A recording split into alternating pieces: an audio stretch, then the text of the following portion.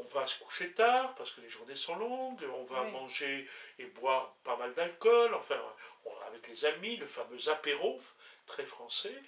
Et arrivé à l'automne, où l'énergie baisse, eh bien, des organes ne supporteront pas de faire un travail de compensation de ce qui s'est passé, et on voit aussi des morts prématurées à cette période-là. Voilà, donc il n'est pas anodin de vérifier la périodicité du drainage, et de savoir également quel organe on doit drainer ou pas drainer. Alors au niveau temporel, un drainage, c'est un résultat à court terme. Mais est-ce qu'on peut considérer que selon ce que l'on fait, on peut avoir même du moyen terme dans les drainages, ça peut durer plus longtemps et on améliore vraiment un terrain. Même du long terme, parce même que... du long terme.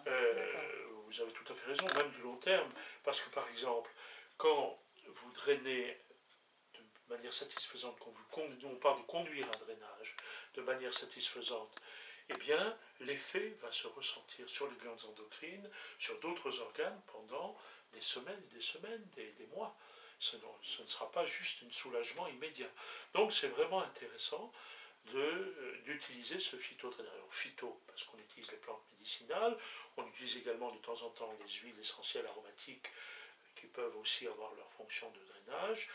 Et je donnerai pendant le séminaire que Osmose va proposer également une régulation, une optimisation du terrain selon des référentiels différents que celui que j'ai expliqué, selon des référentiels qui sont autres que le référentiel neuroendocrinien. Comme par exemple les référentiels dits de Jacques Ménétrier. Ménétrier était un chercheur très, très intuitif qui a mis au point les diathèses pour les oligo-éléments, pour les éléments traces, si vous voulez. Donc il y a 4 diathèses plus une, et elles mettent en jeu des organes de drainage, et on peut, avec les oligo-éléments aussi, faire un travail. Et il y a aussi le référentiel homéopathique, que peu de gens connaissent bien, parce que l'homéopathie est critiquée, mais très peu connue. Et il y a ce qu'on appelle les diathèses, aussi en homéopathie, des terrains, comme l'absor, comme la luèze, comme la psychose, et ainsi de suite, qui sont drainés d'une certaine manière. On va utiliser des remèdes homéopathiques pour les drainer. Alors évidemment, je ne développerai pas l'homéopathie, qui est une discipline qui demande beaucoup d'études, mais j'expliquerai l'idée, si vous voulez. Voilà. Et donc, on a tout intérêt à s'intéresser à cette forme de soins que sont les phytodrainages.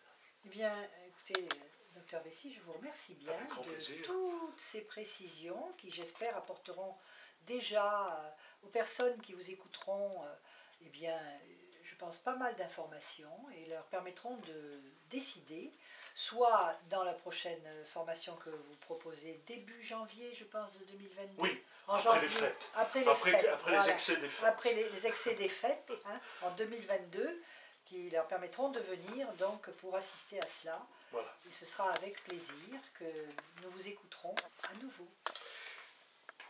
Eh bien, merci et à bientôt. Au revoir. Au revoir.